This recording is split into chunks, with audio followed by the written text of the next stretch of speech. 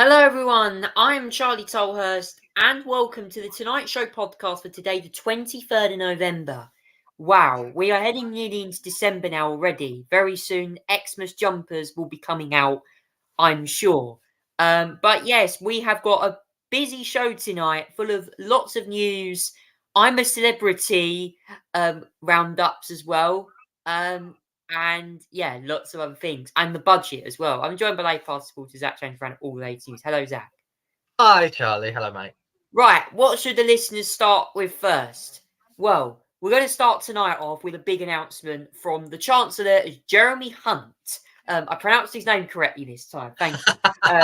Jeremy Hunt's budget, which took place the other day. I didn't unfortunately watch it. I actually have heard some news that has been announced from the budget. Obviously, this was a budget. There was tax cuts promised by the Conservatives. They were saying that for a long time. We've got the budget now. Now, what were the takeaways from the budget? Well, we're going to go over them now for you. So, here is the autumn statement.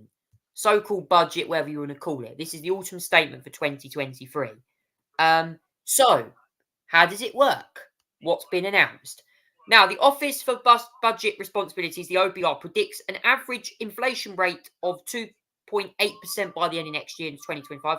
And the OBR will see economic growth of 0.7% is expected in 2023.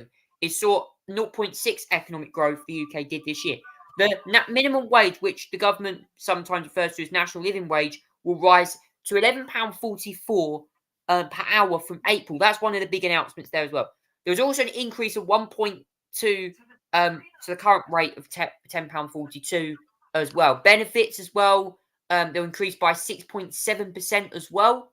That will increase local housing allowance to 30th percentile of local market residents.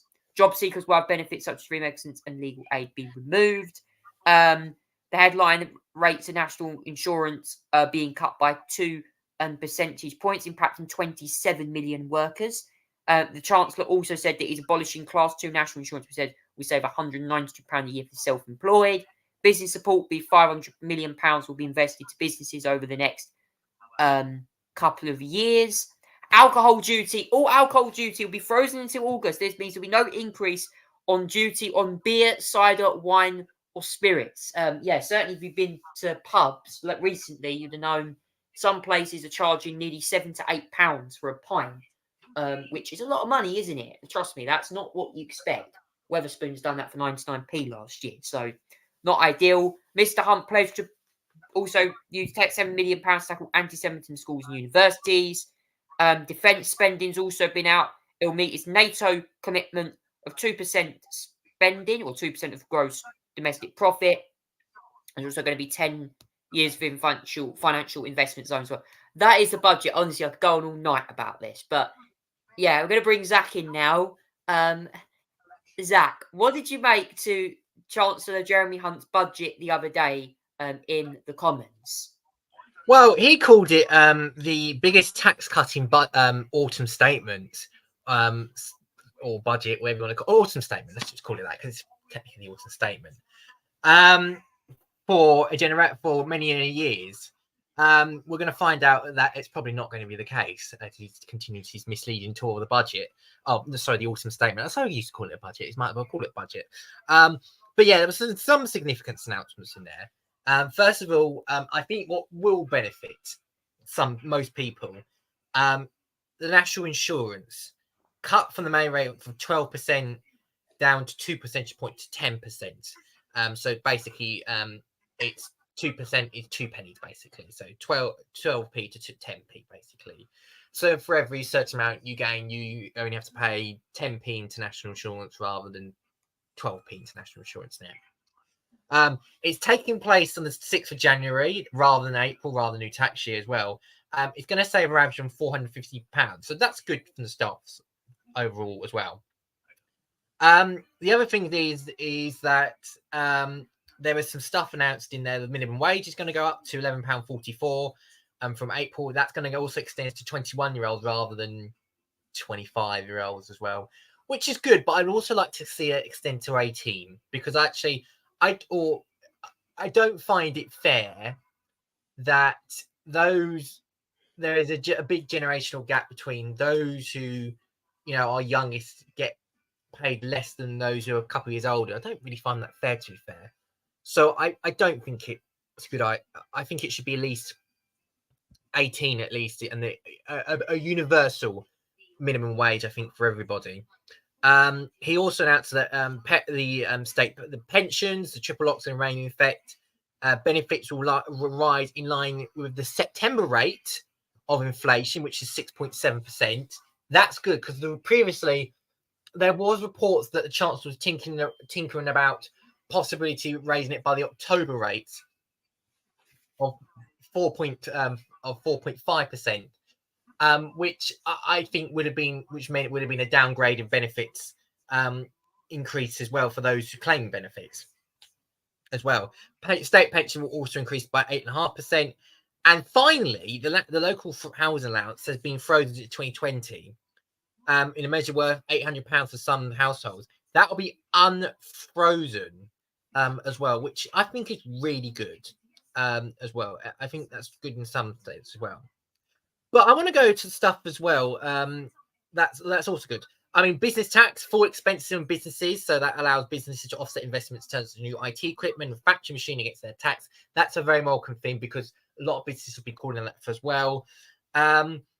He's abolished also on the national insurance stuff. He's also abolished the Class 2 national insurance contributions for self-employed. And that only raises about £100 odd, £314 odd a year, which to self-employed is barely any. So that's not really going to make up for it as well. I want to go to the stuff though now, Charlie. That is really important. Is this a tax cutting autumn statement? The simple answer is, despite the fact that what you heard in this statement, no. The tax burden is still going to be the highest it's been for 70 years by the time we get to 2028.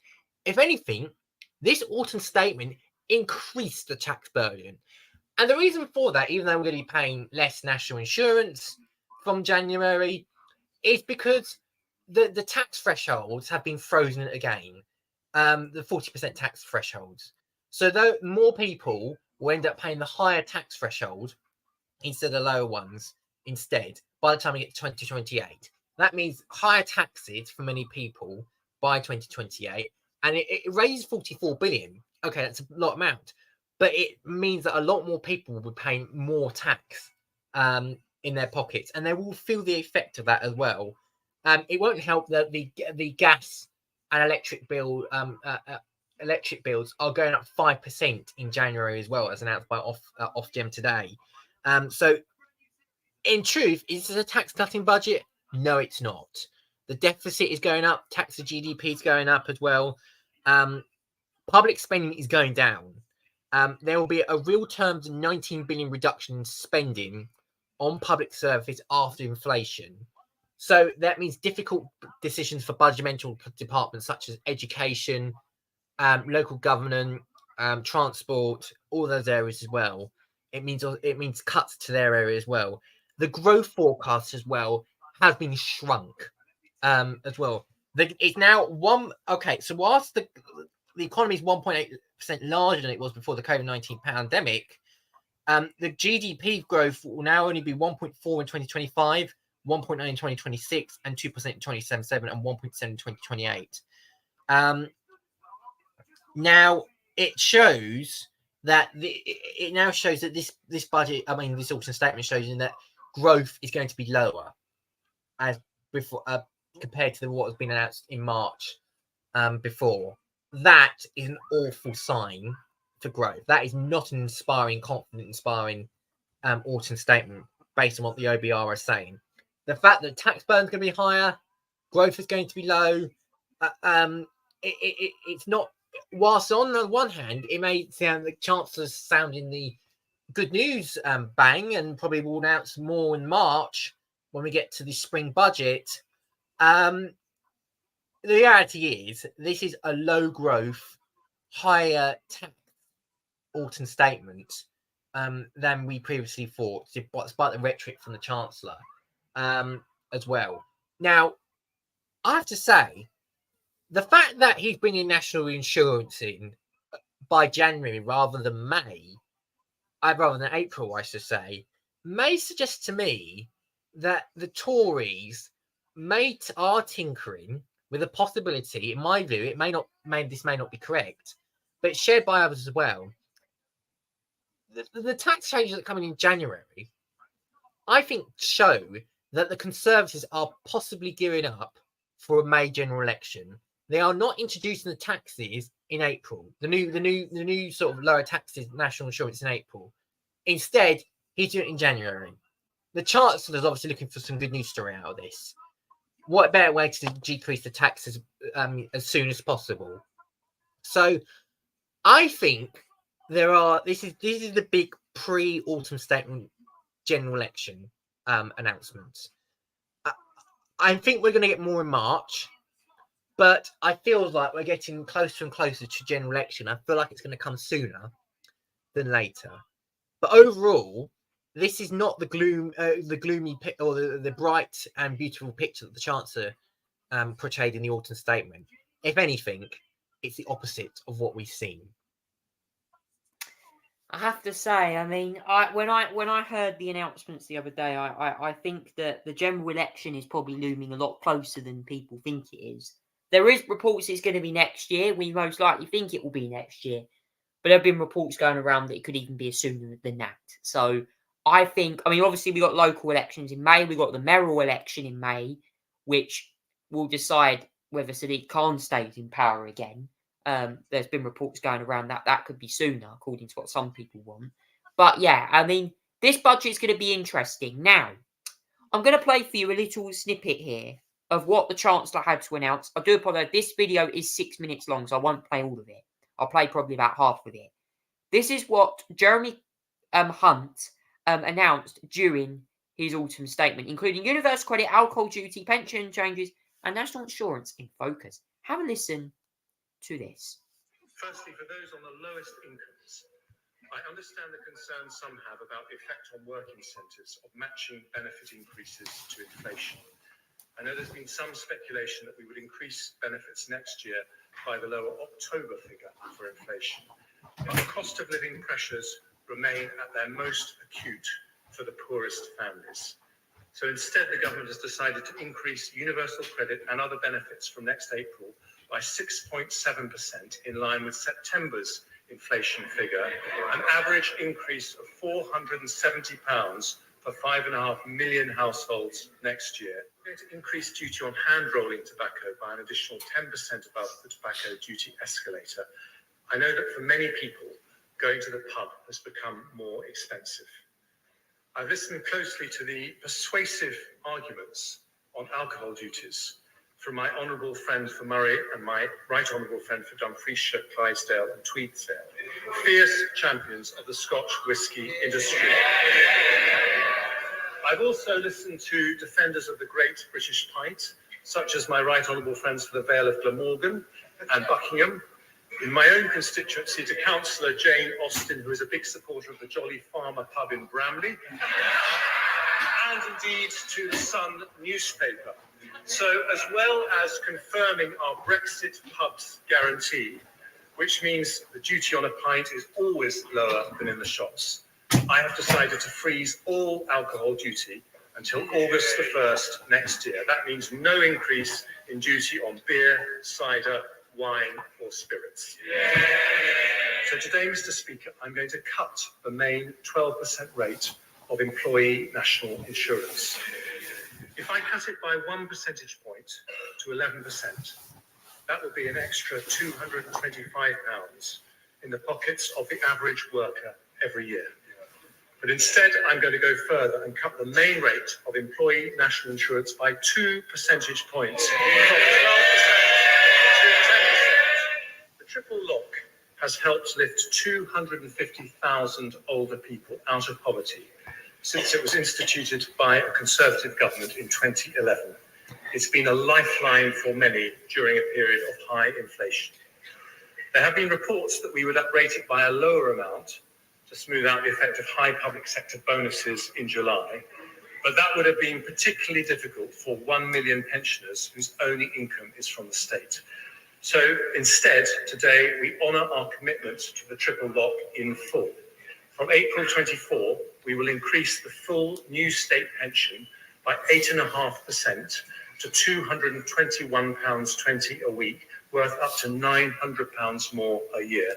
This is one of the largest ever cash increases to the state pension, showing a Conservative government will always back our pensioners.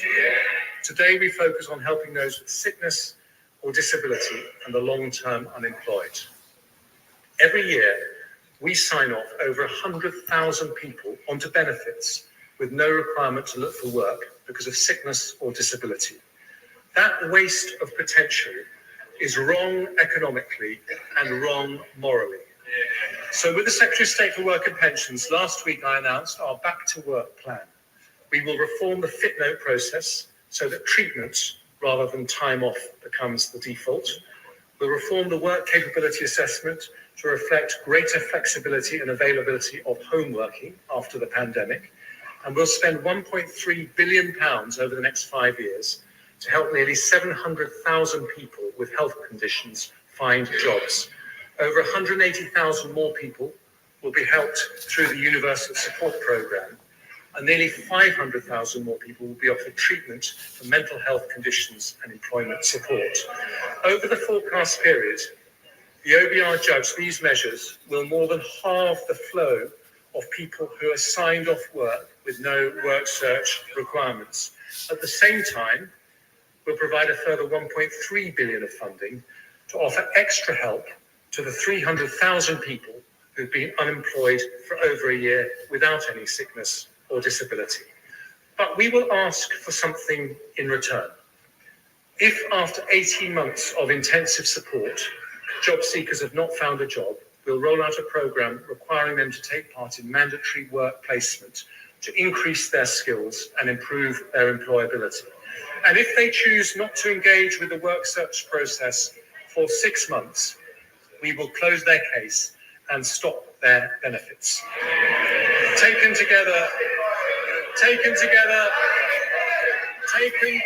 with the labour supply measures I announced in the spring, the OBR say we will increase the number of people in work by around 200,000 at the end of the forecast period, permanently increasing the size of the economy. Now, I know that some on the benches opposite would prefer to fill those vacancies in a different way. They hanker after a more liberal immigration regime, or even dream of bringing back free movement. But Conservatives say we should unlock the potential we have right here at home. And we do that with the biggest set of welfare reforms in a decade in today's autumn statement for growth. Thank you there to Jeremy Hunt there for that budget. I did play the whole autumn statement there because there was time there. Before I go, Zach. Oh, sorry there. I've had a few. That's me. Zach, what did you make quickly, obviously, to that footage from Jeremy Hunt? And obviously, I bet the opposition didn't take that any better. No, some of the measures. Their response is this is 13 years of failed Tory policies and economic policy, low growth, high taxes, which they're not wrong.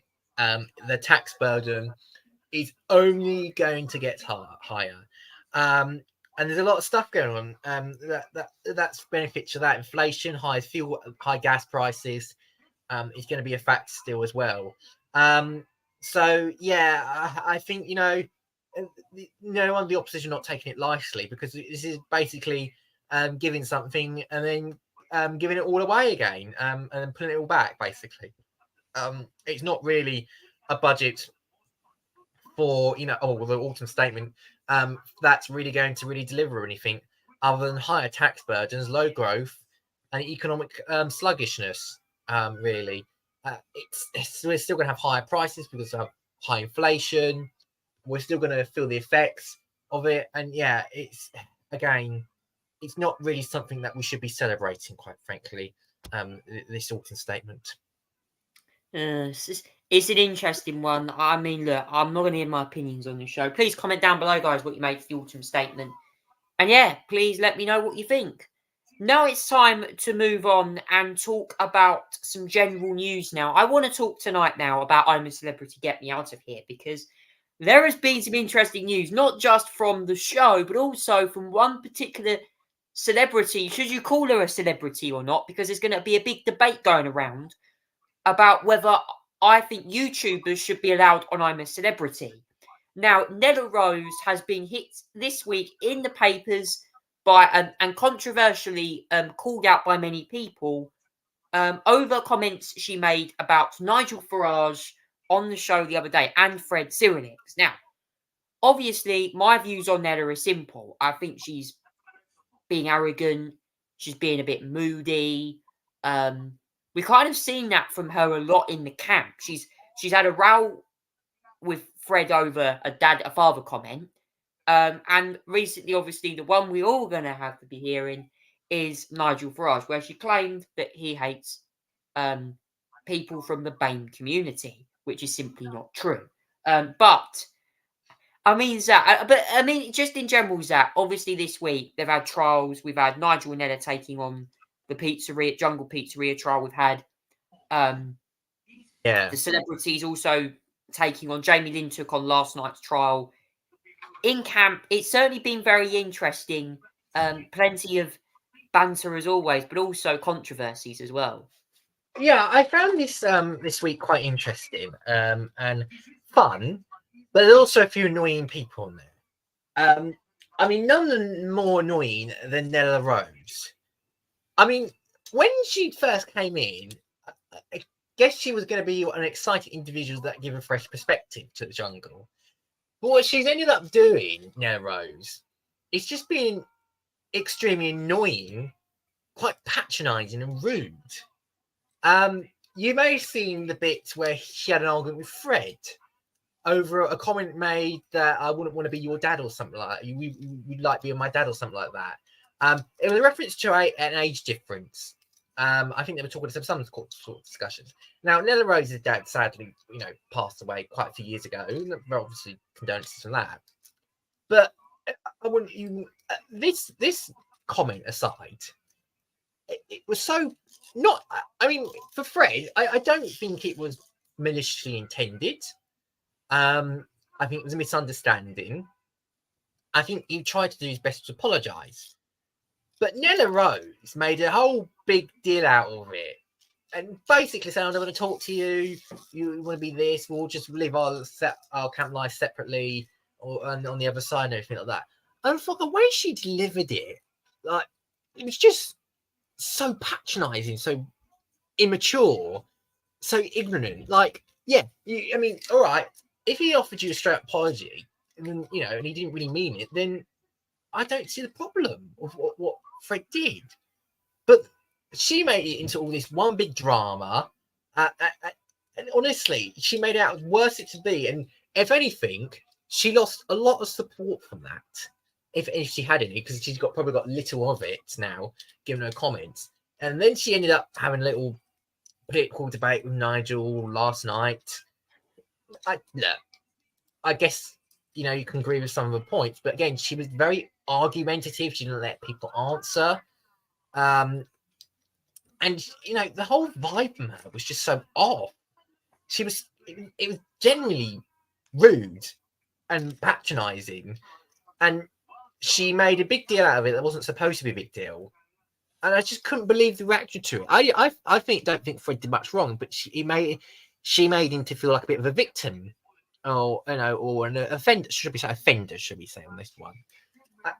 I just don't understand her. I just feel like she lost a lot of support. I want to also mention as well Jamie Lynn Spears, because I didn't like her at first. I thought she was a moody person. You think she's going to sign up for 3 days and leave and get a pay contract and all that sort of thing as well. And that was the attitude I was getting at first with her. She was whinging all the time. She didn't want to be doing anything. And then she was obviously voted for the big climbing task as well. And she smashed it. To my surprise. She's still moany half the time and brings the vibe of the camp down. But she surprised me. She genuinely surprised me. with her trial. She was very good. Obviously, she was focused. She was quiet, but she managed to get 10 stars, and it was incredible and everything like that as well. So fair play to her. The ones I'm liking at the moment. I mean, Nigel, we know I'm not really too keen of. You know that by now. I'm not just because of his political route. He's done all right, to be fair, but like, you know, my unfortunate Nigel Farage isn't still going to change that much as well. I mean, I like Marvin. Sam Thompson's a bit excitable in there, I guess. You want to put in that view. Who else in there? The food critic Grace Dent. She's okay. She's harmless at the moment as well. I like Danielle. I have to say, from what she's done, I'm liking her contributions she's done in there. I think for me, you know, she comes across as genuine, and I have to say, but yeah, my least favorite so far is Nella. She gave up easily on her bush trucker trial, 3 stars, and then said, "I'm a celebrity, get me out of here." Pathetic. Generally, she was screaming her way through. She could have done a lot more. She just gave up. But yeah, I just felt it was really bad. And yeah, I think she's going to be the first voted out eventually. I just don't know when that vote's going to come as well. Tonight's episode, I'm not going to spoil anything, but we know from the preview that there's now 2 new arrivals.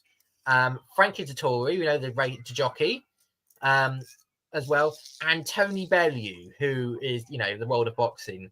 That is 2 significant entries. The teams, they're going to split the camps as well. So there'll be one team of 6, another team of 6 as well. The camps are going to be split. They're doing tasks in the Scare Arena tonight. Bush Trucker Trials there as well. I'm obviously not going to give away what happens because I'm watching it whilst talking to you at the same time. It's a cute thing of me, but yes, that's what's happening tonight. And obviously, if you want to catch up with it later, then I'm not going to say anything for now. But yeah, that's what we've got tonight. And yeah, it should all be a bit fun and exciting because all of us, all the camp are taking part in Bush Trucker Trial tonight as well. Well, it's going to be interesting. But getting back to this Nella debate, not Nella debate now. Now, the way she debated with Nigel last night, okay, broke the rules of debate. If I'm honest with you, you debate. Yes, everyone's going to have different opinions. You might not agree with what Nigel says. You might not agree with what Nella says. You have a debate. That's the whole point of a debate. It's about forthright opinions. It's about you going out there, giving your view, letting the other person hear what they have to say. It's not about going up to Nigel Farage and saying that you're going to shout and swear at the camera, which is what Nella done. She swore at him, which does not mean debate. It's debate taken too far. It's more like violent debate, if you ask me, with language in and that. So it's one thing. And obviously, Nigel's had a debate with Fred over immigration. Immigration, again, has become an issue in camp that if you have a politician in camp like Matt Hancock last year, you'll debate over lockdown, pandemic diaries. I wonder if there was a newspaper out about Nigel Farage taking part in I'm a Celeb Book during the week. I don't know, but it's certainly interesting over this last week. We also know as well. Yeah, my plank of the week is going to be interesting nomination because it's still going to be themed to I'm a Celebrity. So should I get my plank of the week out of the way with now? I know what you're going to pick, aren't you? One of the planks of the week I will mention now. It's not the main plank of the week. It's just comedy of the week. Is Antoinette mocking GBUs? In their link, one of their links they done the other day. Hey Keith, hey Linda. Sorry, there was only 2 viewers on the channel. I thought GB News has more listeners than that. And they were saying, Marvin Humes, apparently JLS does not mean JLS, it means just long his scrotum or something. So, and yes, Marvin made a confession that he had a date with Rochelle in a McDonald's car park. I wonder why. Would you date? Comment down below, guys. Would you date your girlfriend in a McDonald's car park? I mean, it depends if you've gone online and found someone directly on Tinder, or you found someone directly on, I don't know, you go out and meet them in a street or something. Why would it be McDonald's car park? Interesting way to have a date arranged. Maybe a drive-through would be more exciting. But yeah, that's all I can say on I'm a Celebrity. Zach, what did you rate to Ant and Dec's interesting gaffes this week? Oh yeah, the GB news gag as well. Keith and who was the other one? Keith and I can't remember who the Linda. other. Keith and Linda. So we might as well call you Keith Tolhurst, and I don't know what I am. To be fair, I don't watch GB News, so I can't be Keith. Might as well call you Keith Tolhurst, given the fact you watch GB News quite a lot. Yeah, to be fair, some of the gags have been quite good from you know, Ant and Dec this week. The JLS ones have been quite good, rather than JLS the band. It's Jablin Spears. Pretty good. I have to say they're quite funny sometimes. I have to say they don't always hit the point, but they're very good as well. So yeah, I mean, so that's obviously your plank of the week done there. I'm going to do mine now, and I'm going to give it to something quite recent. I'm going to give it to James Cleverly. The reason why I'm going to give it to him is not because of not because of policy decisions, but something that happened yesterday in the House of Commons during Prime Minister's questions. We had the MP Alex Carningham asked a question asking why there are people, so many people on universal credits and low living standards in his constituencies to Stockholm. Now, I do apologise for language in advance, Charlie, but I'm going to say it in advance, just so that I can give the context to it. Alex Carningham answered why there were so many people in low living standards or universal credit in Stockton. And to which the Home Secretary allegedly said on camera, and I repeat, and I do apologise, in response, muttering in the top of his voice, because it's a shithole. That was the alleged response to Alex Cunningham, the Tory MP for Stockton North, that it was an S-hole. Now that's very unparliamentary and quite derogatory to the constituency of Stockton, and quite frankly offensive. That even someone could even say that a government minister or a secretary, the Home Secretary, even saying that.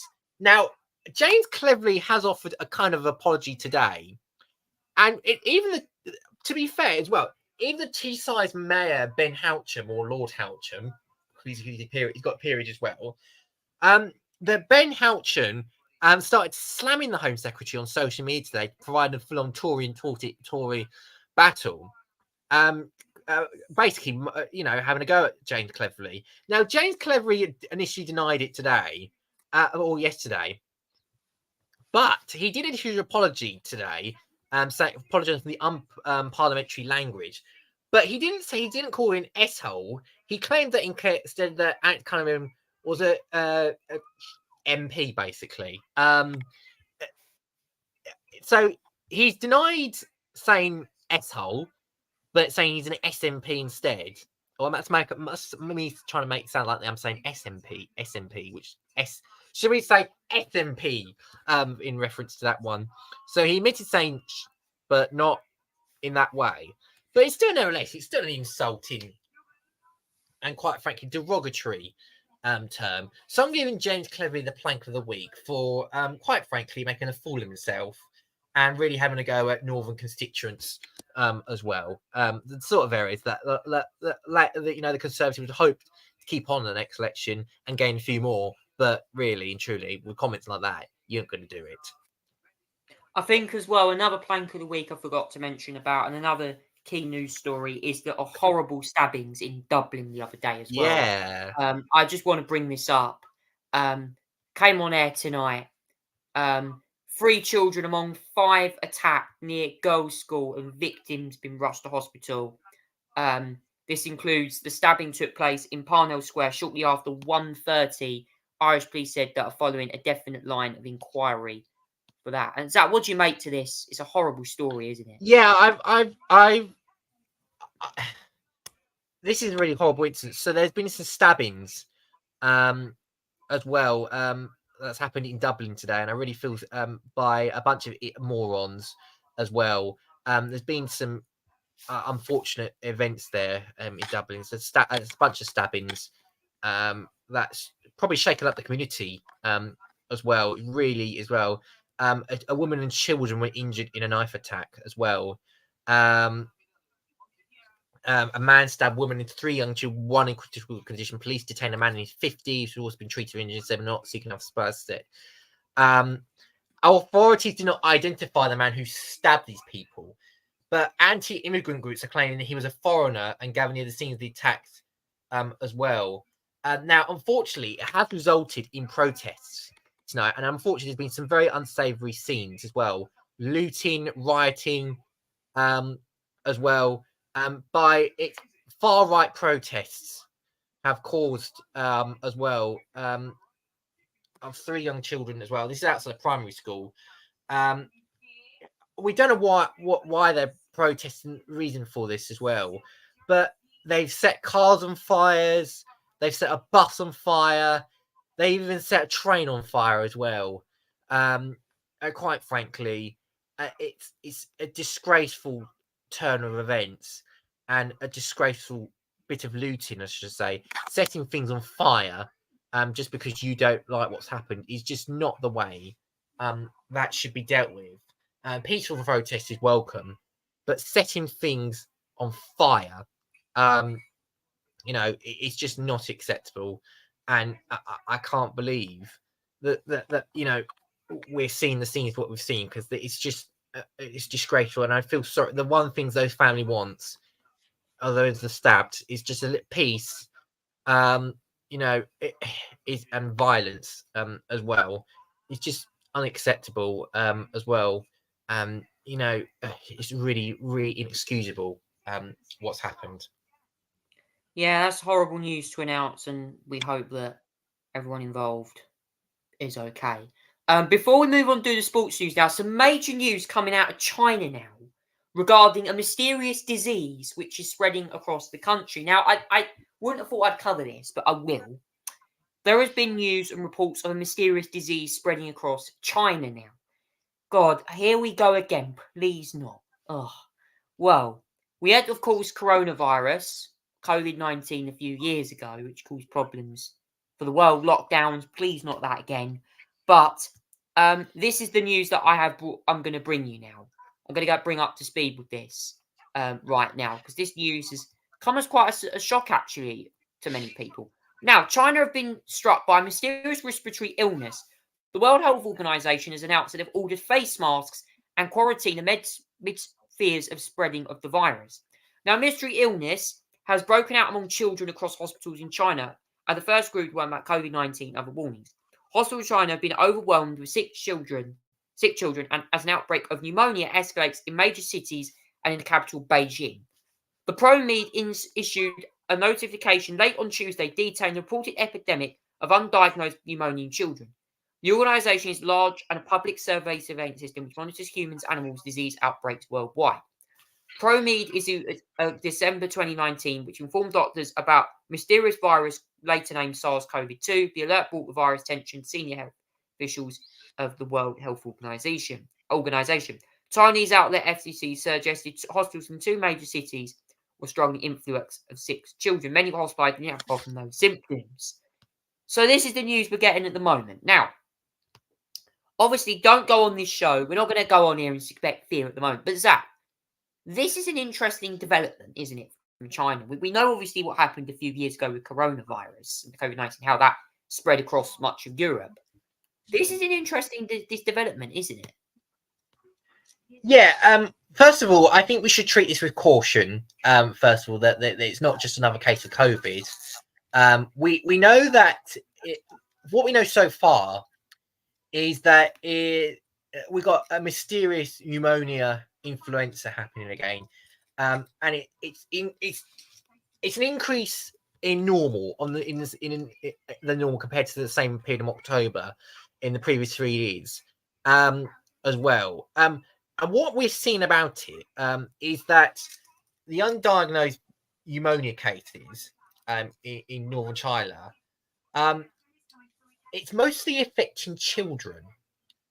The RWH says it's unclear if its clusters were associated with increased respiratory infections or separate events. Taiwan has been affected by this as well. Hospitals in Beijing and Wuhan were overwhelmed with sick children.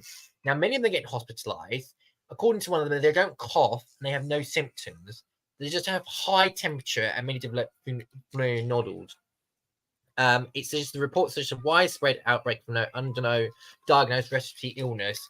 Not clear when the outbreak started. It'd be unusual to have so many children be affected so quickly. Report says not adults were being infected, so it suggests that it's going around in schools and being exposed to other children instead. Now, the Chinese are blaming it on lifting the COVID-19 restrictions. We need to treat this with caution because we don't know what this is, and we don't know how severe this is. I'm not hearing reports of death at the moment, but there is a lot of children going on in hospitals. They are in hospitals. As I said, they don't report much apart from, they have a high temperature amount of uranium modules as well. So at the moment, I think we should treat this with caution. We don't know what the cause of the outbreak is. We don't know what the illness is. And WHO is asking for more information. It could be just be seasonal, an increase in seasonal flu and other familiar outbreaks. But I don't think we should start panicking quite yet. It is a concern that there is some unusual occurrences or an increase in illnesses that are not usually seen. But yeah, it's I don't think we should be sounding the alarm yet. It may not be COVID, it may be something else, it may not spread outside here. But it's something that we should, I feel we should watch and keep an eye on for now. At the moment, it doesn't appear to be that bad at the moment, hit worldwide. But like I said, it's something to keep an eye on. It may not just come outside China, as well. So we don't know what it is, and we shouldn't jump to conclusions, but it's something to keep an eye out for. But like I said, we shouldn't panic. Just keep an eye out and see how this develops. We don't know if there's a death in it, but I think the only thing that I take concern is a lot of children's getting this. Now, this suggests this target. This one could easily hit children quite easily and not adults. That is something to keep, obviously, investigate further. But right now, I think we should remain calm, and then until we realise what this is, we should treat everything with caution because we don't think we can trust the Chinese. Given the fact they, what they say half the time, we don't think we should trust them, and we should wait for more information from the WHO and other health agencies to figure out what this is. Well, that's all the latest news there as well. There's also a 4-day pause, I think, in Israel as well to free hostages. So that's another thing that's been on developments. But that's all the main news there now. I'm going to go on and do the sports news quickly. Do apologise that we're a bit later on into the sports news. There's just so much news to round up tonight. Now, we're going to go and start with the football news now, and then we'll go straight over to do the F1.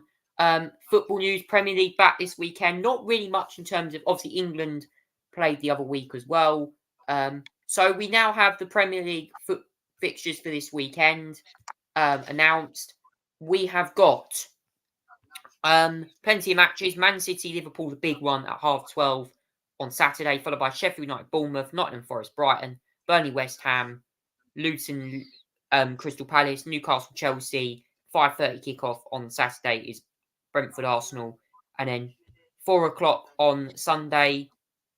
It's Tottenham. 2:00, on Sundays at Tottenham, Aston Villa, Everton, Man U at 4:30 on Sunday, and then the Monday night football, Fulham, Wolves at 8:00. Zach, what do you make quickly to the Premier League fixtures? Yeah, there's a lot of fixtures this weekend. It's the first one since the international breaks as well. I mean, not always fan the big international breaks all the time. But it's good to be back seeing domestic action again. And the big fixture this weekend is at 12:30 this Saturday. Manchester City against Liverpool, a classic rivalry tie. Man City currently leading the standings, but it's a big game. Liverpool as well. There's a chance for a little bit of redemption as well. It's going to be a tasty match. I feel it's at 12:30. It's live on Sky rather than TNT. The TNT game this weekend is Brentford at Arsenal at 5:30. We'll come on to that shortly. But there's lots of other interesting matches as well this weekend. Not just Man City. That's the main Saturday game. We also got Sheffield United against Bournemouth as well. That's at 3. Nottingham Forest and Brighton, that's at 3. Burnley, West Ham, that's at 3. Luton Town Palace at 3. The pick of the 3 o'clock is Newcastle Chelsea. Chelsea have managed to get a little bit back in form recently. Newcastle, bit now and then. Can they continue? Chelsea continue their good form and try and overcome Newcastle, which is a tough side. And then, like I said, 5:30 is Brentford and Arsenal. A tasty London derby, I think. In my view, Brentford lost out last time, but they're normally good against big 6 teams. Can they do it again against Arsenal? They're always an interesting side to watch out for. And then there's 2 games on Sunday, Tottenham and Aston Villa. I think that'll be really tasty tie, especially as well. Teams at the top of the league there. And then we've got Everton versus Man United at 4:30. And then continuing the weekend, Fulham Wolves on the Monday Night Football as well. And there's also going to be action in midweek, Charlie, as well, in the UEFA Champions League. We're getting to the proper end of this now. We're in match day number 5 or 6, and this is where things are going to get interesting as well. Celtic, who were basically eliminated, facing Lazio as well on Tuesday at 5:45. Man City have already qualified to the last 16, faced RB Leipzig at 8. The game of that evening for me, as well, is PSG versus Newcastle. There are lots of implications of this one. Newcastle are bottom of Group F at the moment on 4 points. They really must win this one if they have a chance of potentially qualifying for to the last 16 in Group F. Their Dortmund will take on Milan. That result will have implications to what's going on. And PSG are home to Newcastle. Newcastle really need to win. They won against PSG last time, but this could be a different story with PSG at home. The other one to look out for on Wednesday, there are matches on Wednesday I really want to keep an eye out as well. The one I'm really interested to see, Galatasaray against Manchester United. Man United are last on 3 points. They must beat Galatasaray to have even a shot of qualifying at the moment.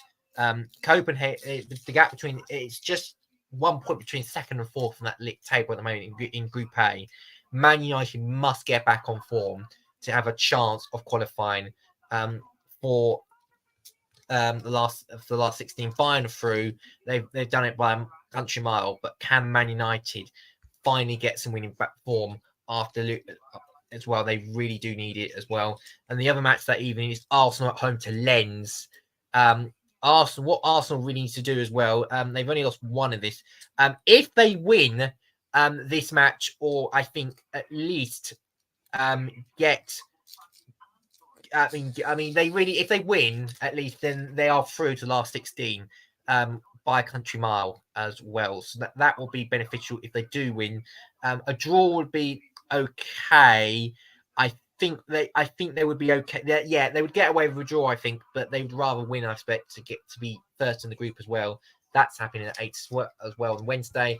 And in the Europa League as well, there's matches in the Europa League. I'll just give you an idea of what's coming up in that as well, because there's some interesting games in that to look out for as well. Brighton are away at Athens, 5:45 Thursday. So are West Ham. They are against Baka Topolova as well. That should be an easy one to win for them, hopefully. And then Liverpool, after losing last time round, will be hoping to win against Lask. They are on 9 at the moment. If they win, they can guarantee themselves a position in at least into the last 32. But they really must win this because second place does not mean automatic slot to last 16. If they finish second, they will then go to the last 32. So they really want to win this one as well. So that'll be on for them. And then Aston Villa will also be in action on Wednesday in the Europa Conference League as well. Rangers also in action as well. They are be Aston Villa against Liga Warsaw as well in Poland. That's on Thursday at 8 o'clock as well. Aston Villa, it'd be probably good for them to win at least. They are second on 9 points getting Liga Warsaw. This is going to be a really big match actually at the top as well. I mean, if you think about it, they're already through or on points, I imagine, which is good for them. But yeah, if they manage to get a draw at least, then they can go through to at least the next stage. So, but if they least, they would want to win to make sure they have a chance of going to automatic last 16 as well. So yeah, that's all the action in the football ahead this weekend. You might know as well on the Premier League table, Everton got deducted points the other week. They're now on 4 points on there as well. There's been more planned point deductions potentially coming out, but we'll cover that later on in the show. Now, moving on now to Formula One quickly. Final round of the F1 season taking place at Abu Dhabi. Last weekend, we had the Las Vegas Grand Prix, or as Max Verstappen put it, 99% show, 1% sporting event. If you ask me. Now, the race was very entertaining, but, however, I've come to the conclusion, if you saw my social media pages last week, you will know I'm very, very critical of the Las Vegas track for Carlos Sainz, an very unfair penalty after hitting a drain cover, and also it saw Esteban Ocon have a huge moment as well. And, of course, it saw, fans not being refunded tickets after only going down 9 minutes of FP1. The track certainly has an anger of the locals as well, having multiple delays due to getting through the whole issue. And Tom Clarkson failing to even give the media something to interest, asking Fred Vasseur a question over the Ferrari's damage, which resulted in Sainz getting a 10-place grid drop for the main race. Zach, what did you make of last weekend's quite simply chaotic Las Vegas Grand Prix weekend? I'll give credit when credit's due. That race was good. It's a new track and everything, and I expect it to be quite interesting. But actually, it was really packed. It was full of strategies and drama. Safety cars, interesting as well. Very good race. Max won again, but to be honest, it was a very good race. To be clear as well, that finish was brilliant as well. Charles Leclerc's defending, fantastic. Managed to pip Sergio Perez at the line after a turn 17 overtake. An amazing job overall by Charles on that one. I thought that was really, really good. And really denied Red Bull 1-2 as well. It does mean, thankfully, because of the result, that for Red Bull's sake, they are going to get 1-2 in the Drivers' Championship this year, which is actually a relief to Christian Horner, given the fact that Sergio Perez's future was on the line. But the fact that he's going to guarantee second place now probably will help that secure his future at Red Bull Racing now as well. But yeah, Max Verstappen won a chaotic race as well with Charles Leclerc second. I think Charles Leclerc was unlucky in the safety car towards the end of the run that Ferrari did not pit him. I feel like he could have won that race if he'd just been pitted, if they pitted it like the rest of them as well. I was on the wrong tyres, so unlucky there. Obviously, Perez just missed out by Leclerc there on the last lap. Ocon drove a really good race, 4th position. An excellent race for Ocon. I think he benefited a lot from some of the strategies out there as well. Well, same for Lance Stroll. 5th position is great for him. Carlos Sainz 6th. Hamilton and Russell 7th and 8th as well. Russell, I believe, got a penalty towards the end as well. So he got 5 seconds, which cost him quite dearly towards the end. He went from 4th, I believe, to 8th overall. Alonso was 9th. Piastri got a point. I think he drove really well, considering the fact that he had to do another stop, but he got quite far up the safety car. If it wasn't the fact that he had to run hard and hard, it means he obviously have to run a different tyre. He didn't have to change it onto the medium. He could have well got quite far up there, I think, Piastri as well. Gasly 11th, Albon 12th as well. And if we go down a little bit as well, Ken Magnussen 13th, Ricardo 14th, Joe Guan Yu 15th, Sargent 16th, Bottas 17th. The DNF with Snowden, who had a problem, I believe, as well. Hulkenberg, and then Lando Norris, who had a heavy crash as well, quite early on the race as well. He was taken to hospital for checks, but he was okay. Unlucky for Lando. Overall, the weekend, the race was good. The track, I mean, it's not exciting. Exciting to look at, but it's not very good to drive on. And the treatment on Friday, I have to say, disgraceful. Absolute disgraceful. Manhole covers going up is bad enough as it is, and run over it. But Carlos Sainz getting penalised unfairly, despite the fact it's in the rule book. I mean, they need to make exceptions for that next time, because it's not fair on the team that they've been unfairly penalised on that. But the disgraceful treatment of the fans on the Friday, where they were kicked out, not be able to see FP2, which started, I believe, at 3 a.m. in the morning as well, local time. A disgraceful treatment. There's nothing more excusable than that. No refunds, kicked out, no fans in the grandstand because they couldn't get the security for it. A disgrace. It really was a poor experience for most of the fans, and honestly, those who bought Thursday only tickets should be treated much better than they did, because it was really disappointing, and it should not happen again as well. An utter disappointment for everybody involved in that. It was proper bad and awful around, and I just feel sorry for the fans. That was the 1% sporting event of the weekend. That certainly, when you look at it.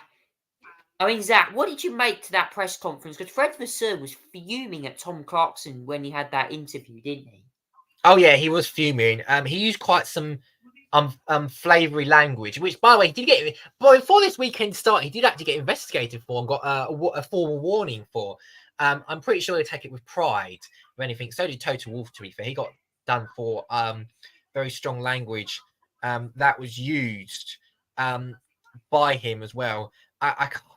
Do you know? I can't blame him. I think he was defending the race. Yeah, I mean, yeah, I don't blame him. They're right to be annoyed as well. Just don't blame them at all. And I feel, there's regulation for that, but you can't blame them for being annoyed and peeved off with the fact their car has been unnecessarily damaged and got penalised for it. It just wasn't fair. Yeah, I mean, as you saw my socials last week, I think the Vegas Grand Prix was an experiment more than an actual race, if you ask me. The fact that you're going out Las Vegas, okay, yes, you got a really long straight on a strip, but then you got to think, okay, Las Vegas Boulevard hosts F1 cars.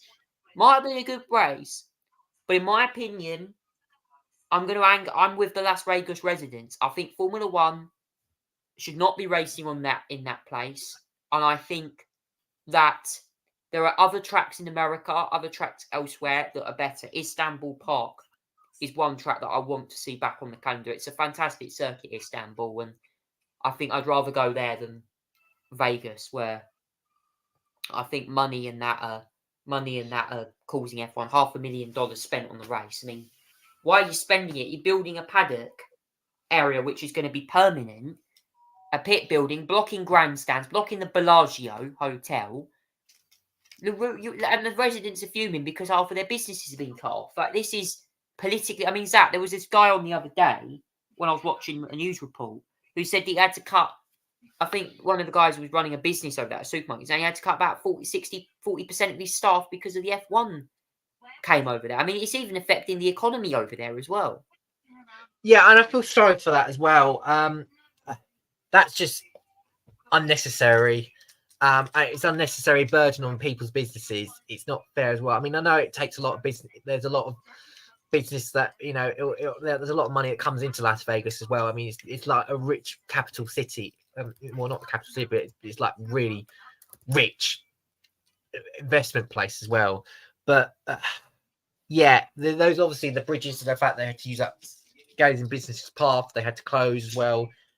was Look at not these fair. It's not bridges, fair on them. temporary bridges were put in place to get to direct traffic flow. But look, I mean, look at this. It's like, Yeah, who would build a temporary bridge just go over the circuit? Look at that. Yeah, that's not safe, I have to say as well. I don't think, I know it's going to use up the 300 sensors. the sort of main pathway of the track. But it's unfair for some businesses who, their path affects that. Nobody can get to theirs.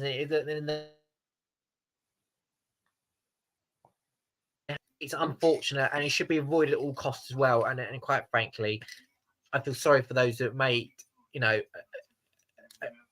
living out of that and then having to go away and suffer because they want to move for things and start building something on it. It's just not fair on them. There we go. That's the bridge. These will be removed after the Grand Prix. That bridge there, it's like, oh, you can't go on the strip because they've got an F1 circuit built. And you send it, I mean, what was it? The bridge breaks. Traffic's going to capsize. Yeah. Please comment down below, guys, what you make to the Las Vegas Grand Prix. I think the whole thing was, as I said, I still stand kindly by Max Verstappen's comments. Actually, I do, honestly. I think it was a 1% sporting event. Mind you, the race was all right, but what about actual Thursday and Friday? That's all I'm going to say. Moving on now to Conversation Street. Now, I do apologise, we're slightly behind schedule tonight, but I want to talk tonight about winter essentials. Now, next week, the weather's going to get a lot colder. As you guys know, de-icers are going to have to come out on the cars. Screen washing going to have to be out. Lots of stuff's going to be coming out. In terms of fashion, great way to upgrade your wardrobe. One of the things I wanted to cover on tonight, a couple of things for fashion tips and tips for this winter.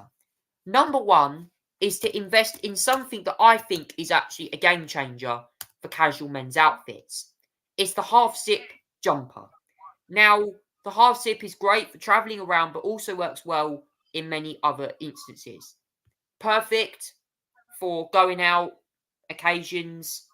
It is Black Friday this weekend, so you can get great deals on websites. But a half zip jumper is an absolute classic. It can be worn with jeans, denim, light coloured denim, dark denim, chinos, trousers. You can get it in a fleece material, which is like very thick, like sweatshirt kind of material. Or you can get them in like normal cotton blends, which are actually quite dressy. In fact, you can actually, they're putting it here, wearing it with dress pants, suit trousers, dress pants, chinos, tie, shirt. You can wear it like this. And I think it actually looks really nice. It's very pretty, very elegant.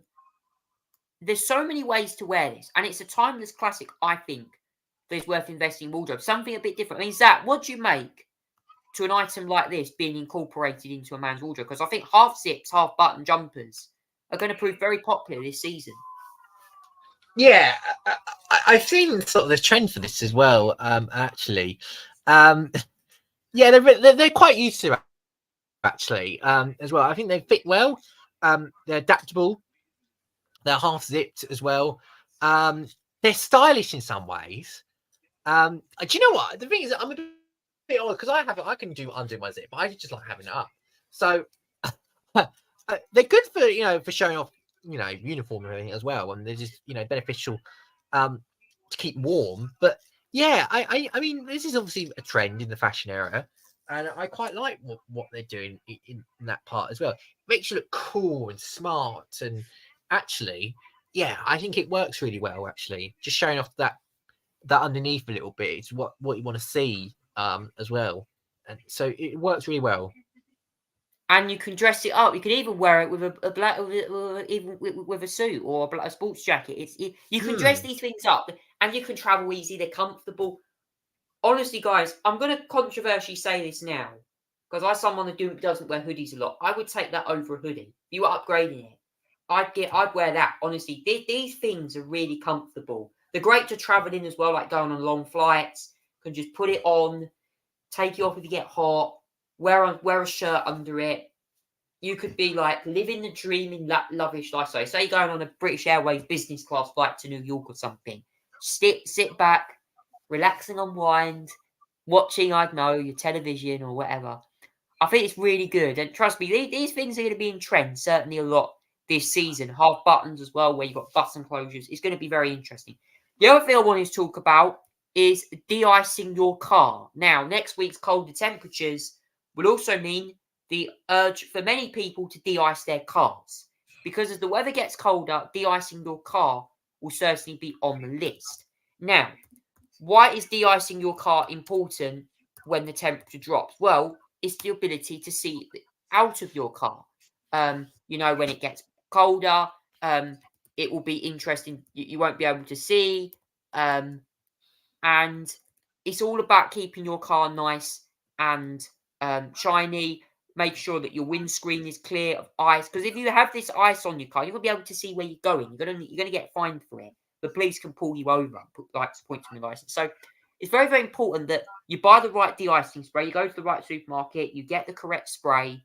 There are so many tips here. The do's and don'ts of de-icing your car, especially when we're going to have these really chilly mornings next week and frosty mornings. So also as well, wrapping up warming is essential. Do not examine your exhaust pipe. Do not let your vehicle warm up. Do not use visual ice or spray. Keep a can list. Do not use warm hot water. And do not partially clean windows. I mean, Zach, this is very, very important for motorists, isn't it? Especially next week when temperatures do drop quite massively. We're going to get single figures, very cold nights and frosts across this country. Keeping your car clean this winter is going to be very, very important. Oh yeah, absolutely, mate. Absolutely, and I think the temperatures this weekend are going to get cold as it is. I mean, on Friday night it's going to get like -2 or something like that. So you're going to see a lot of ice in the cars and everything like that as well. There's a lot of things that I said, like do examine your exhaust pipe as well. Make sure that what I do to stop defrosting the car and make sure it's icing over is sometimes put a towel over it. Because I find that quite easier. I've done it before, actually. I did that once when I went to one of my friends. Actually, I did that. I put a towel over my car because I was going to get icy and everything like that as well, and it freeze over. So actually, one of them I did was put a towel over, and I think it actually worked because I had to cover the whole windscreen, but it made it work. So obviously, examine the exhaust pipe because you don't want that freezing over, and then making that useless and everything like that as well. But there's a lot of other tips on that page you mentioned as well to sort of get your cars of de-icing as well and making sure it's in proper conditions. Do use an ice scraper as well. That's most important. Obviously, don't wash your windscreen because otherwise that creates ice itself. If you don't like spray it and everything like that. So when you obviously want to give your windscreen a shower and everything like that, don't do it when it's freezing because it just creates more ice as well. And yeah, you just freeze up the screen and it causes more problems as well. And you then can't get rid of it as easy as well. So don't do that. But obviously, you want to put a towel over it. Just don't put more water on it as well, or give it a wash whilst it's freezing because you just create more ice as well. You got to be careful with it because if you get the wrong, if you do charging damage. I mean, as you said, Zach, putting a cover over your car is a very good thing. I've tried doing it and I've really struggled. So I'm gonna have to maybe watch a tutorial video on how to do it because it's not ideal. And trust me, it is not an easy thing. But that's all on Conversation Street this week. And that's time for the musical interlude now. This one is an absolute classic. This next one, we're going a lot more old school today. And you may have known we played this artist a lot on my show. And this comes to the fact that I just really love his music. And so much so, I thought I'd play a classic song by this artist. Are you ready to go old school, guys? Bit of garage, bit of R&B in it. Ladies and gentlemen, it's time for Rewind. Craig David in the Artful Dodger. We'll see you in a few minutes. Ooh, good one.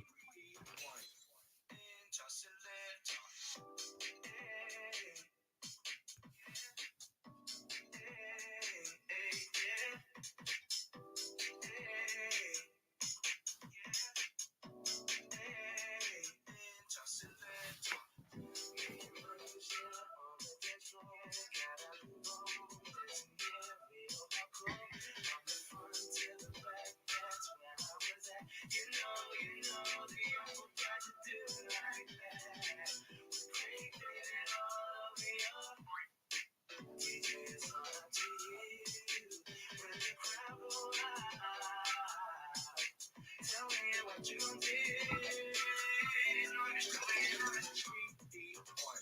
the crowd say ball, selector, rewind. When the crowd say ball, selector, rewind. When the crowd say ball, selector, rewind. When the crowd say ball, rewind. When the crowd say ball, selector, rewind. When the crowd say ball, selector, rewind. When the crowd say ball, selector, rewind. This goes out to all the DJs.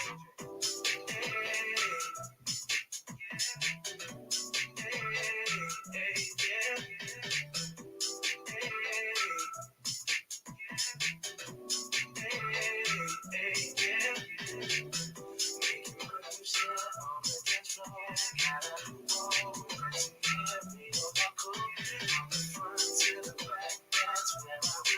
You know, the young would got to do it like that. With Craig David all over your it's all up to you. When the crowd go out, tell me what you do. When the crowd say ball, selector, rewind. When the crowd say ball, selector, rewind. When the crowd say ball, selector, rewind. When the crowd say ball, rewind. When the crowd say ball, selector, rewind. When the crowd say ball, selector, rewind. When the crowd say ball, selector, rewind. This goes out to all the DJs. Making moves on the dance floor, gotta move on, dancing real cool. From the front to the back, that's where I was at. You know, the apple got to do it like that. With Craig David all over your DJ, it's all up to you. When the crowd go out, tell me what you gon' do. Making moves on the dance floor, gotta move on, real cool.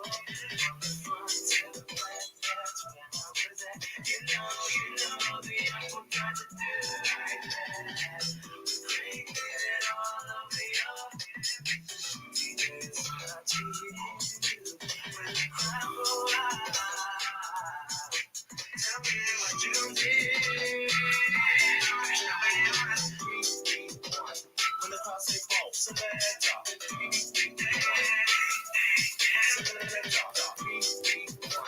when the crowd say ball, selector. That's Rewind featuring Craig David there by the Artful Dodger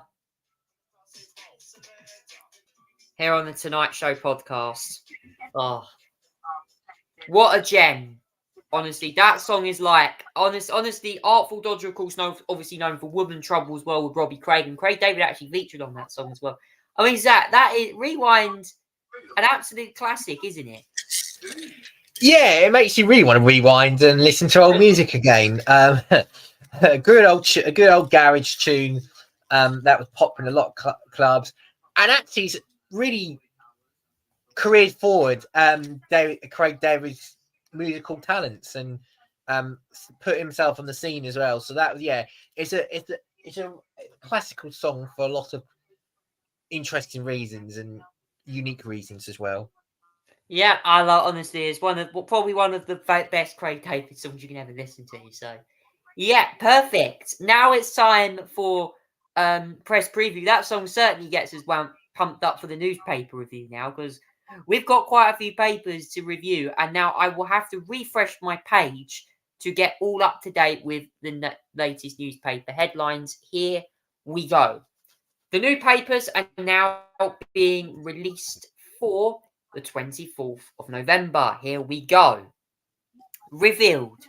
And we have some news. How the Kings secretly profits from dead citizens' assets. That's the name of the paper there. And also, a shock result celebrated for the far right in Holland after a shock election win as well. Alarm as far right party wins Dutch election. It comes. Honestly, I've actually forgot how to pronounce his name. Here we go. I don't right pronouncing Yuri- his name. You can't even Yuri remember what it is. Tymyrdus, has announced that he is now the new leader of a coalition government. Cabinet pressure on Rishi Sunak to slash immigration. That is the Telegraph's headline there. The I Weekend goes cabinet battle on UK's migrant care workers. That was a debate on I'm a Celebrity actually the other day. Nella Rose and Nigel Farage. Daily Star goes with the headline Whoops Daisy. Daft Boffins fear they might have accidentally created killer Terminator robots and also gone with the new Ooh. China virus in the question mark at the top there. The Mirror goes, make it stop. Household economy are going to be hit. £1,900 poorer. Migration. Labour. Tory policy has been total failure. Bills. Millions face shock 5% hike in heating costs. COVID inquiry. They made the same mistake 3 times. The Independent goes, again, for the Tories at war as migration numbers as well. Prime Minister feels heat from Home Secretary Suella Braverman and right MPs as net migration triples to 745,000 while party rules from backlash against biggest tax cut claim. Metro goes winches from death as well. That comes as a builder is stranded on a 16-storey office block is saved from his death. That one as well. And Financial Times Sunak pressures, and that really goes to the same paper as Financial Times, kind of echoing there as well from another paper. That's all the newspaper headlines. Zach, what do you make to all the latest newspaper headlines? Yeah, quite a Well, few to go through. I'm gonna 24th of combine November. some of them. I'm gonna combine some of them just because they got most of the same ones. So I'm gonna combine the Telegraph, the Eye, the Independent, and the Financial Times together, just so we can get through them quickly as well. They talk about the immigration figures because at the moment there is some new. The ONS released new immigration figures today for the year on end. They have gone up, the immigration figures as well. They've gone up to I think they've gone up, if I remember, they've got to 700,000 as well. Net migration hit. They revised figures to 2022 to 745,000. That's a new record on net migration. And they give an estimate for the year to June to 6. So that's 745,000 as well. The office was just said the figure represents previous estimate 606,000 after revision made to unexpected patterns in migrant behaviour. The ONS data for June 23 showed a lower net migration of 672,000, though this was a year-on-year increase of the 65,000 in the previous time period as well. It led speculation that net migration on downwards trends, though the ONS says it's too early to tell. So this is really what this implication is that net immigration is far too high. So, and that's the view from the Conservative Party. There's cabinet pressure on Sunak to slash migration, reduce, like say, put caps on foreign workers. They might remove, make visas lows and everything like that as well. Reduce the ability of people to bring other family members over as well. That's the battle in cabinet. We clashes in the Home Office, according to the Eye, with the Department of Health over demand for visa crackdowns as well. Robert Jenrick's pushing a new cap on care workers and their families, but the Department of Health resisting because of staffing shortages. I mean, there are staff shortages in certain areas of the health section as well. Suella Braverman's commented on saying that the immigration week is a slap in the face to the British public as well. So yeah, that's what they feel like as well. In that, and that's reflecting the Telegraph as well, from facing demands to do the same as well. The Independent goes for the same thing as well. Suella Braverman launched another staggering attack on Rishi Sunak, claiming he is to blame for the government's failure to stop immigration. That's the same Suella Braverman that was part of government at the time, if I remember rightly, for high immigration.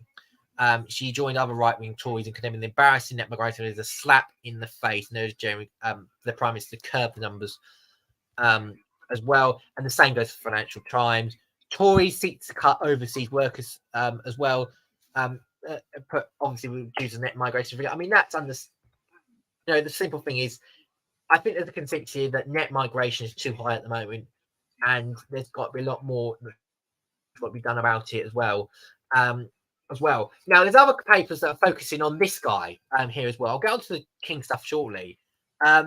This guy here that's just won in the Dutch elections as well. This guy that looks really like a Donald Trump ripoff, quite frankly. I mean, look at him. Geert Wilders is a long-time far-right pro actor. Has run the most seats. His party, the Party for Freedom, or the PVV in short, as well. They won the most seats, 35 in the Dutch general elections as well. They are a far-right party. Now, Geert Wilders has advocated for anti-Islam policies as well. Even campaigned on trying to leave the European Union, interestingly enough, as well. This is quite interesting as well. He's best known for criticising the Islam and the EU. His views made him a controversial figure. He also wants to get rid of water down green policies, as well as I understand it, as well. But yeah, he is, the leader of a far right party that's won the most seats. Well, now they don't have a majority, and it'll be difficult to see which parties they can get into coalition as well. Frans Timmermans, the GLP party, won 8 seats as well. The current VVD party only got 24 seats as well. It will be interesting to see which parties get as well. And yeah, wow, it's interesting as well.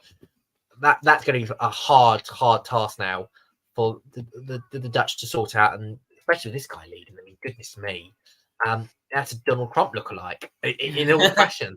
But yeah, the Guardian goes for revealed how the king secretly profits from dead citizens' access. This is a really bizarre one, I have to say, as well. I've never known this. And the king is profiting from the deaths of thousands of people in northwest England whose assets are secretly being used to upgrade a commercial property empire managed by his estate. The Duchy of Lancaster Conversion Heritage Land Property Estate that generates huge profits. The King Charles collected tens of millions of pounds in recent years under an integrated system dating back to feudal years. Assets known as Bonterbank and owned by people who have died without a will of no next king are collected by the Duchy. In the past 10 years, it collected more than £60 million in those funds. I mean, that's a lot. Now, I don't think the king is personally responsible for dead people and he ended up with the profits of it, but it's a bad look anyway. I mean, you can't say he's fully to blame, but it's not a good look, is it? King profiting for the dead. Oh, that's a bit of a storyline. It's an own right, I think, as well. And quite a scary thing to imagine, as well. The fact the king is profiting off of that. So that's the Guardian front page. The Daily Star. Whoops, the daisy. This is Darth Boffins so they might have accidentally created killer Terminator robots. What is this about? The Daily Star reports an AI expert potentially developing Terminator-style robots. Those novel brain characters leading the race to direct artificial intelligence think they may have inadvertently created humanity-killing bots. As you do. Well, quite frankly, I wouldn't be surprised if they have created that sort of thing, because we know that AI can lead, if not careful, can lead to a lot of, interesting technology-made things that, threatens humans. That's always not very lovely to hear, but it's not great. And finally, we've got two more stories to talk about, since I've covered half of them really with one story. The Daily Mirror, their campaign, make it stop. Households are going to be £1,900 poorer in the economy. Tory policy has been a total failure on migration. On the bills, millions face shock 5% high heating costs as the energy bills go up. Gas and electricity will go up by in January to £1,900. COVID inquiry, they made a mistake 3 times as well. This is a fact reference to the fact that Rishi Sunak's Eat Out to Help Out policy. Chris Whitty, Patrick Vallance, and Jonathan Van Tan given evidence to COVID inquiry this week. When asked about Eat Out to Help Out, they said they were not consulted on Eat Out to Help Out. And in fact, Jonathan Van Tan said the first time he heard of it was on television. Dear, oh dear, Rishi. Not so dishy now, are you? Yeah, not following the scientific advice on that one. And I'm going to finish off with a hero's story from the episode of the Metro. Highlights a daring rescue of a trap builder from a burning building using a crane. A builder stranded on a burning 16-story building is saved from a death by a hero's crane operator who lands a cradle beside him and winches away to safety. Whoever this person is, well done. It's Glenn Edwards, 61 years old, according to the Metro, who saved a person who was stuck in the horrors of that. Fair play, man. Yeah, I mean, that is scary to go in, but especially from a 16-inch building like that, with a crane and a burning building. Very brave, and well done to him as well. That is brilliant. And that is the papers for the 24th of November as well. All wrapped up quite quickly because I wanted to get through quite quickly, and the fact I could combine three ones together. All done. That's the papers for 24th. And that is it for the Tonight Show podcast. Thanks so much for watching, and we'll see you again next time for another edition. That is it. Thank you for watching. I'm Charlie, and see you next time. Good night.